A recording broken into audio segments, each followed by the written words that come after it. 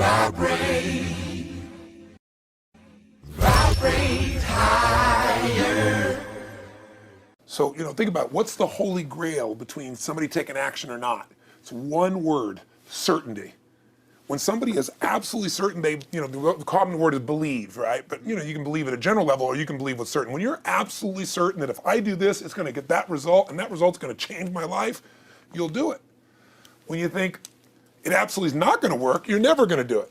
The middle no man's land of maybe it'll work, maybe it won't, that's the piece that kills people, right? So if it's a must for you, you gotta make it work, right? In our case, right? That's an example. If it's not a must for you and you're not sure, you don't know what to do. So years ago, I'd look around and say, okay, how do people get themselves to follow through that haven't been following through? What's the difference? And I started interviewing hundreds of people, literally, and eventually thousands, because I had thousands of my events. So I'd ask the group to give me their feedback. And I came up with this model. It's like the holy grail of belief, or the holy grail of momentum. It's like the difference between what makes the rich get richer and the poor get poor, right? And the difference we all know is mindset, but like, how's that built? So this is what I did. I created stupid four little boxes, and I'll scribble it here for you. You think about the first thing that determines whether you can do something or not, and I put that in this first box at the top here on the left side, and it's potential. Like, what's the potential of a human being? Like, when you guys started, you proved something no one had done in history. You ran the 4-minute mile, right? For golly knows how many centuries, they're trying to run a 4-minute mile. Roger Bannister does it. How did he do it? Do you remember? You did it in this industry, right? You made $1 million in a day. No one had ever done that in history, right? After you did it, a bunch of other guys were doing it because it became possible. Roger Bannister didn't just go physically practice. He made a shift in his head. He practiced in his head because he could never achieve it physically, so he had to change in his head first so that the result became certain enough he believed it, and then his body got him through. After Roger Bannister ran that 4-minute mile, within 2 years, 37 people ran a 4-minute mile. That's amazing. When no one in history had ever done it. Now here's how it works.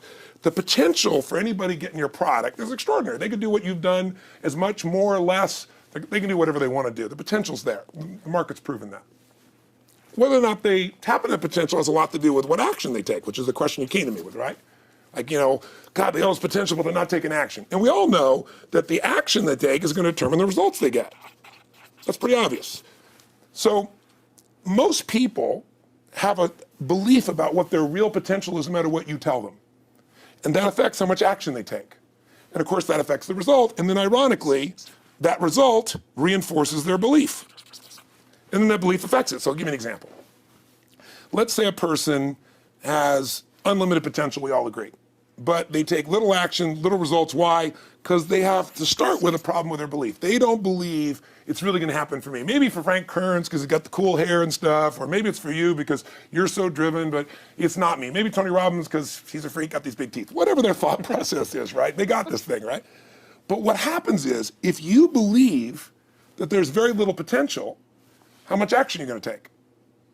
Nothing. Nothing, little. And when you take little potential with a little action, what kind of results do you get? Lousy little results. And when you get little results, what does that do to your belief? You go, see, I told you this was a waste of time, told you this wouldn't work. And then what happens? You tap even less potential, you take even less action, you get even worse results, and your belief gets even weaker. And this sucker feeds on itself until you are in a downward spiral. It's poisonous. It's poisonous and it's self-fulfilling. Now, what if something could happen that could come along and fill you with a sense of absolute certainty? Not like I believe, but where you know. In you guys' case, mine as well, we knew because we had to. Because we burned the boats. There was no other option. We had to find a way. We weren't going to live that way. We all did it in different ways and for different reasons, but in essence, that was it. If you get yourself in a state of certainty that this is going to work, I'm going to find the way, and if this doesn't work, I will make the way, then you tap a lot more potential.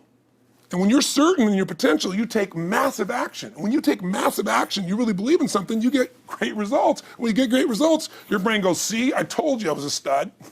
I told you this thing would work out. Now you're even stronger. You tap more potential, take greater action, greater results. That's how you went from $300 in a week to $2,500 in 5 days to $100,000 in a month to $1 million in a day. Same thing with you. And we get momentum. That's why the rich get richer and the poor get poorer. Now some people go out and they go, well, I'm going to take a bunch of action. All right, I'm going to open this product. I'm going to try it. And they'll say to you, I even did it. But it's like a salesman who goes and knocks on the door, and he knocks on 100 doors and says, You don't want one of these, do you? Yeah, exactly right. You know? And even if he doesn't say it verbally, his face says it because he doesn't believe it's going to work. So his voice, his body, the execution is so weak. Maybe if he talks to 100 people, somebody's going to buy out of pity. They don't want his kids to starve, right? But he's not going to get the result. So the core difference in people is how do you produce certainty when the world isn't giving it to you? You go out and you try. In your case, you're 100,000 in debt and nothing's working. How do you keep yourself going? The way you did it, the way I did it, the way you're doing it, we may not have done it consciously, is we didn't change our potential, that was there. And it wasn't even taking more action. Taking more action with a belief it's not gonna work, it's not gonna change anything. We got results in our head that made us feel certain as if it had already happened. True or false for you? True. Right? So give me an example so people know I'm not just making this crap up. Well, I mean, just like when I had nothing, I already knew I was driving like Ferraris and Porsches and stuff because I always wanted those cars. I already knew I was going to have them. It was inevitable. Right. I inevitably, that was just my inevitable outcome. But how did you do that? Did you have a ritual? Did you think about it regularly? Was it one time you thought about it, or was it something you had an obsession towards? I had an obsession towards it. I mean, I used to work at a video store, which was the last job I ever had in my life. Thank God. And I used to go to work almost every day, and I used to bring 2 magazines with me to read on my breaks. Entrepreneur magazine, just to read about business and everything else, and read about what other people are doing, look for role models. And I used to carry an auto trader with me. And I used to look at Porsches that were for sale. Yeah. And people always used to ask me, what are you doing with that Auto Trader magazine? I'm like, well, I'm just picking out the Porsche that I'm going to buy. Right. Which probably got you a lot of crap. I did. People made fun of me. Sure. I actually had a boss at that job tell me, you really shouldn't do that to yourself, John, because it's very, very likely that is never going to happen. That it's very likely that you're never going to have that car. Yeah. That's the kind of belief he was trying to put in my head. And I was like, no, you don't realize that it's inevitable that I will drive here sometime in the near future with that car when I'm not working for you and drop movies off for you to put back on the shelf. And that actually happened. And it was one of the most fulfilling days of my entire life. And the great thing was when I pulled up in this car, I was in my mid-20s. Yeah. A car that most mid-20s. What kind of car was it? It was a Porsche 911 Turbo. It was a convertible and everything. Sure. Just beautiful car. It was one I always dreamed of having. But for a few years I always circled the ads of which ones I was going to buy. Well, when I finally got it and I pulled up at the store, I had all these people. Some people that were still working at this $7 an hour job were there years after I left. And I'll never forget this, even the boss and stuff, and the reaction of the people was like, wow, that is awesome. Yeah. Is that your dad's car? And all I said to them was, not exactly. Good for and you. I just smiled and just left. But it was, it's the weirdest thing, but I just knew it was going to happen. But you knew it because I conditioned myself you to You did it to over and know over it was- again. yeah. When I was in high school, I was not a popular kid, but I was passionate and intense, and I'll never forget. Some people, some particular girls gave me some crap, and a guy too. And I wrote in their journals or their annual yearbook at the end, I wrote, someday, I said, you treated me like hell. Someday I'll be rich and famous, and you'll be an effing truck driver. And you'll be sitting there, I'll be with with this beautiful woman of my life, rich, and you'll be watching me on television thinking, you wish you would have treated me better. I actually wrote this shit in people's annuals because I went to a 10-year high school reunion. People showed me this stuff, right? But it's like, I burned the bridges, baby. I was like, this is how it's gonna be. So I'll give you a perfect example of this. They did studies, many have been done at this element, where they want to say, how much does the mind affect performance? So take basketball. And I've worked with a lot of NBA players and turned them around, and one of the problems many of them have is they'll choke on the free throw line. Well, everybody knows in that case, if you normally shoot really well and now you're not, something's interfering, something's getting in front of your state, some uncertainty, right? Obviously. So they take a group and say, we're gonna make them better. How do you make somebody better who has got this mental block? So they take a group of guys and they're gonna do free throws, and they do one group where they just practice for 6 weeks. Totally intense practice, and I forget the number of free throws, but they gotta do this many free throws every day. Take a second group, and they have them not practice at all. Obvious. And they take a third group and they don't let them touch a basketball.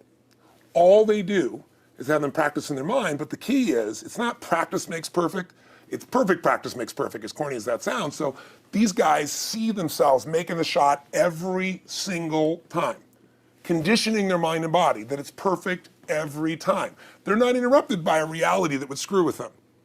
So at the end of 6 weeks, they tally it up, and now they give them a test to see who has the highest free throw percentage, success. What do you guess it's going to be? Well, the obvious person says, obviously, it's not the guys that didn't practice, but which one is it? The mind, or is it the ones that actually practice? I'm assuming the mind. Yeah, you would assume it because it's true. Right. You intuitively know the truth. That practicing's not enough. It's getting yourself so certain so many times that now when you go to do it, there's no hesitancy and you execute. It's having that absolute certainty that makes you tap your full potential, take massive action, get massive results, be reinforced to have even stronger belief. This is what makes somebody a star at anything. It's like Jack Nicklaus, the golfer. Yes. He visualized every shot and where it was going, landing right where he wanted it before he ever hit it. Every single time. And what do most Every golfers single do? time. They just take a practice swing and they kind of hope for the best and point in the right direction and hit it. And some of them, if they've had some bad hits, what are they really focusing on? You know, I don't what wanna I do that don't bad. want to I don't do. wanna do- exactly, exactly. And that's the same thing here. So I'll show you a little stupid little physical technique for this. So stand up for a second. You guys gonna do this with the camera show 'em? So try this for a second. So just put your feet together and then put your right index finger straight out in front of you like this, okay? And all I want you to do is I want you to just turn clockwise comfortably as far as you normally turn. Just notice where you naturally stop. Go ahead and turn clockwise. People at home can do this too. Keep your feet straight. Notice where you stop. Come back around to me. Back around to me. Pretty good. Okay, good. Yeah, you're really good at this, right? Drop your hand. Now let's do something really simple. Close your eyes. And you don't even have to visualize, just feel. I want you to imagine your finger coming back up again. And this time, see and feel it coming up. Don't actually make it happen, but feel like it's happening. Imagine in your mind that you're actually doing it. You're seeing it, you're feeling it. And then make it like a game where you turn twice as far this time. Like you're a little kid, you know, somebody measures you and you go, I'm taller, come on, measure me this week. That desire to do a little further. And then in your mind, do it again. Your feet are straight together, and in your mind, feel your finger coming up, see it coming up, and imagine going 3 times as far this time. And then one more time, bring your finger up, and you're like an owl. Your feet are straight, and you turn all the way around, and it comes all the way around to the front. See it and feel it and enjoy it each time, like it's a game, like you can't wait to go further. And you know you do, every time. And then when you can feel that, and it feels good, then open your eyes, and now put your finger straight in front of you, and turn as far as you can comfortably, and see what happens this time. Go. Break my back. Now notice, I don't know if the camera's got it, but you don't have to ask the camera. You can ask yourselves. Come back around. Did you go further this time, yes or no? A lot further. I think A I lot went about further. 50% further. 50% further. How much further for you? About the same. Yeah. The average person will go 25% further. Now here's the question. We're superior. We're superior pointers. There you go. We're You know, superior right finger pointers. Thank God. So, did you have the potential to turn as far as you did the second time, the first time? Yes. Why didn't you? I didn't believe it, I guess. We have beliefs about stuff we don't even know we have beliefs. You have an unconscious belief about how far you can turn comfortably. The first time I did it, when I pointed straight back, Yeah. I thought I probably shouldn't even go that far, like it was going to hurt me or that Yeah. I wasn't capable of going any Yeah. farther. It's like, And how much further did you go this time? And the camera knows pointed over there, That's about over exactly there. right. Now here's the difference. The potential was there the first time, and you took action, and you got a result. But it was 50% less than what you did later on. And the only difference is they changed your belief. How did I change your belief? We didn't work harder on your potential. We didn't take more action. I got you to see the result in advance. I got you to see it vividly 2 or 3 times. That's all. Of going further, and then your brain went, oh, I know what to do. Boom, it went there. Isn't that what you did by looking at your cars every single day and envisioning it? I mean, isn't that what you did when you created whatever the vision was? It was $300, $2,500, $1 million in a day? Yeah, that's what's missing for these people. They're not getting that execution is everything, but it doesn't happen if you don't get the psychology set of a state of total certainty. And you just change that 50% in 3 minutes worth of visualization. And visualization is only one technique. Because I was like losing my balance with my eyes closed, but I was kind of like lopsided. So I got one good visualization, and the rest of the time I was like, I sure hope I don't fall down on camera with my eyes because it's going to look really dumb. We're going to have to do it. So you don't even have to be good at visualization. You can still get the improvement. So I want you to get, you ask the question, what is that difference in people? This changes people's certainty. People are uncertain they're going to succeed. They want it, but they're afraid. The best way to deal with a fear is get a big enough reason that makes you have to succeed, or condition yourself where you see it and feel it so often that you're certain that you just do it. That's all it really takes.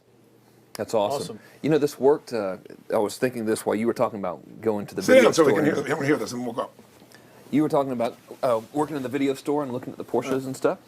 I used to drive around in my car, doing the cold calling of the credit card machines. And one way that I would avoid cold calling, the pain of like cold calling and knocking on doors and everything, would be to listen to your stuff and listen to Jim Rohn's stuff. And I would just drive around, no particular destination, just to listen to it. And strangely, I still like to drive around. I prefer to listen to that stuff in the car for some reason. It's because it's where you got imprinted. I guess. I mean, it's like, well, I'll just drive up and down the coast and check out the ocean, you know? Yeah. So I would drive around, and I would envision myself holding those types of seminars and teaching people that kind of stuff. And 3 weeks ago, I was teaching a seminar in San Diego, and I was talking about beliefs and envisioning things, and I had to stop. And I shared with the audience, I was like, you're not going to believe this, but I actually used to envision this very moment of me talking to you right now. So it really, really works. Definitely works. Makes a difference, I'd say. I'll tell you what, I worked with Andre Agassi in 1993, I think it was. He'd been #1, he dropped to 32nd in the world, and he was literally ready to quit with no exaggeration. His father was managing him, and he was so angry with his life, and he went through some, I think, wrist surgery at the time, and he's working on his swing, and he was dating Brooke Shields at that point. They weren't married, not his current marriage, obviously. And so she said, you got to come see Tony. She goes, I don't need motivation. He goes, he's not motivation, man. He's strategy. He'll show you how to make that shift in your head. So he comes. I work with a guy. In the beginning, he's saying, do your magic stuff. Like, oh, yeah, great, thank you. And I said, tell me, if you ever hit a tennis ball perfectly, and I'm trying to get him in the zone to remember that time, like you visioned, where he was perfect at it. He goes, of course I have. And I get him vision over and over again. And finally, he's in the zone. He's feeling that again, right? He's seeing it, and he's feeling certain, and the swing is going perfect. And I said, how's that feel? He goes, it feels perfect. I said, but are you thinking about the swing? You're not thinking about the swing. You're not thinking about how to do it. You're just seeing the result you want so vividly that it's there. So all I did was train him how to go in that state over and over again. He won the next weekend. The second weekend he came in second. Within 6 months, he was #1 in the world again. And he gave me unbelievable credit. But all it was conditioning the mind. You did it with tape, so did I. We were just talking about this earlier, Pam and I used to go when I was 17 years old down to downtown Los Angeles, this place called Night Education, K-N-I-G-H-T, like at the night. And I'd save up all my money, work as a janitor, and I would get these tapes and listen to these things over and over and over again. I went there for years, and I didn't have enough money, and I leveraged everything I had, but I knew how to train my mind. It's the one thing I knew how to do. This man's name was Mario. I saw him in his 80s. He obviously knows how my life turned out and was very proud of the role he played in that process. He used to tell people the story. This guy's the real thing. He didn't just start out this way. This is how Tony did it. He listened to these tapes. He conditioned himself, right? This is the real stuff. He passed away a few years ago. I'm calling his house, and he passed away, and his daughter was there, and she wanted to share with me that how I touched his life and so forth. But the best thing was, I thought, you know what? I want to get those tapes. I want to get that stuff that conditioned. I want to go back to that moment like you did of, that moment was visualizing, now I'm living it. And she said, he left all this in his will to you. So I have all these tapes now that are from the time when I originally went through, and like I'd go to sleep and I had these sleep tapes that conditioned my mind to believe that I could succeed even when I was sleeping, or to build energy in my body. And anybody who wants to succeed has got to know it doesn't just happen. You can buy a product, but you also, with that product, have got to condition yourself. You got to make it a must, and you got to get a ritual. And if you do it, whatever you used to dream about you thought was so huge, you'll just live it. You'll live it like you lived this yesterday, like we're all living the life that we envision. Because we had to, and because we played this game with our head. We got the belief to be real by seeing it enough times and feeling it enough times till our brain believed it, and then it made it happen. Which raised the potential, which made us take more action, which got us better results, which raised our beliefs again. That's right. And then that's why the rich get richer and the poor get poorer. So instead of bitching about it, change it. And this is how you change It's like a self-fulfilling prophecy. Completely. It's pretty easy to change. Just that one simple exercise was amazing. I'm still like, holy crap, I wonder what else I can do now. But look what most people do. Most people do the opposite of that, right? They get the product, or they think about doing it, and what do they envision? It not working. That's right. The excuses that So they envision it not working. As soon as they envision it not working, they feel uncertain. As soon as they feel uncertain, how much potential they tap? Little, if anything. And so they send back your product, and they listen to the damn thing. And guess what? What does that do, by the way? They make that as another lousy result in their life. I didn't even follow through on that, and they believe even less. This process is the holy grail. It's where the whole game changes, and anybody can do it, and they can do it in a few minutes. And if they do it a few minutes each day, then they get a different life. They do it a few minutes one time, their life changes for the day. We're defined by our rituals. Everybody's got rituals, certain things they do every day. And what we three have in common, and anybody that I know of who has a life that they're living that was once a vision, is we saw it again and again and again, even when it didn't work, even when you lost $100 grand, even when I'm working as a janitor. There was something we would not give up on. And if somebody watching wants to change their life, they got to decide what they won't give up on, and then put themselves in the state of momentum by a couple little rituals. That's all it takes. And I think especially when it comes to anything related to making money, like making money products or promises or courses, people are so inundated with scams and all this garbage, true garbage, that their natural thinking is that they're so skeptical. It's like they fall into the conditioning of, well, if anything's ever going to work, that thing has to prove it to me before I believe anything. So when they go to approach the thing to make more money with, they're like, well, I'm starting at zero, and this thing has to prove to me that it has any potential at all before I believe that it will. Don't you agree with that's the case? Unfortunately, it's the case, but here's the truth. When somebody says to me, in my business, even more, because a lot of people think I'm a motivator. I hate that term. That's never been what I've done. I do believe in energy, and I'm passionate. They see 10,000 people in a room rocking, they go, oh, he's motivating them. I believe in peak state. You get a top athlete, you get in a concert, and you get in state, right? The problem is, to defend themselves so they won't be disappointed again, they lower their expectations. So someone will say to me, well, I'm skeptical or I'm pessimistic. And my response to them is, no, man, you're gutless. It takes no guts to be skeptical. You don't have to have any capacity to be a critic. And now with the web, you don't even have to own that you're the one being the critic. You can burn somebody and anonymously, right? I said, you know what? It takes guts to believe. And if you think something's going to do it for you without you putting your guts on the line, you might as well forget it right now. So this idea that I'm skeptical or they got to prove it to me, it's the biggest lie. What that really is your fear talking. You're so scared of failing, you don't even want to get your hopes up. And if you don't get your hopes up, you might say, well, what if they get their hopes up and somebody gets disappointed? How many disappointments have we experienced in our business careers and in our lives? The difference is some people take disappointment and let it destroy them. Other people take disappointment and let it drive them. And you get to choose. Are you going to turn this thing into why it didn't work and a bunch of stories and excuses, or are you going to take this thing that didn't work and figure out what are you going to do to make it work? And it may not happen the first time, the second time, the third time, but the people that are relentless find the way. And it's the common denominator in all these guys that are kind of our friends or family, money masters, the new money masters is they all did it with will. Nobody here inherited this stuff. Everybody figured it out. Mm-hmm. And keep figuring it out. And it's going to keep changing. And you say, you know what? 1% of 99% of the money being made is being made by 1% of the people, because only 1% of the people will condition their mind and condition their body and follow through some daily rituals. The rest will tell a story about why it didn't work, how it wasn't their fault. And you got two things in life. You got results or you got a story. And too many people think that 1% is somehow entitled to it, and they're not. Which is, it's just all in the head. It's all in the head. Belief. It's all in the head. Which can be changed with some conditioning. Basic conditioning. You just proved it to us. That's fun. That's why I made Get the Edge and Personal Power, because I understood that from the very beginning. Originally it was 30 days, and years later people would say, I've heard all the great results and everything else, man, but I don't have 30 days, and I'd be behind the glass, focus group, watching these people and want to shake them, like, you don't have 30 days to change your life, I thought, okay, I'll make it 7 days, just one, because after 7 days, you get momentum. I mean, think about it. When do people's lives change? In a moment. It doesn't change in 10 years. Your life may have sucked for 10 years, but there's one moment when your whole life changes, the moment you decided. When you said, no more, and I'm doing it, and you kicked yourself in the ass, and you made yourself go do something, right? When you finally said, enough, no more, I quit, or let's begin, or I love you, there's a moment when somebody's life changes. And that can be gotten in a couple of days. So people watching don't have to wait until they've mastered everything. They got to get started and do what's next and just put themselves in a state where they start making some progress. Well, there it is. I think that's the answer that can help solve that problem with a lot of people. They'll just pay attention to it and do it. The bottom line is, all three of us and some of the people that we consider as family that are part of this process, we've all done well, and we don't need to do this stuff. We're able to do the stuff because underneath it all, people can see in your eyes, Frank, when you talk about $2,500 you made that day and the joy, right? Or you talking about not willing to settle, and just, I don't care what they say. They tell me I'm going to sit here and I should lower my expectations. I'm going to be driving my car in here and they're going to be delivering a video to me. There's something inside of every human being that will make it click, that'll make it so that today is not like yesterday and tomorrow will be different forever. And that process is an emotional hook. And what I hope is people watching this stuff, maybe something in here will piss them off enough or remind them of something or say there is a plan and it isn't just luck.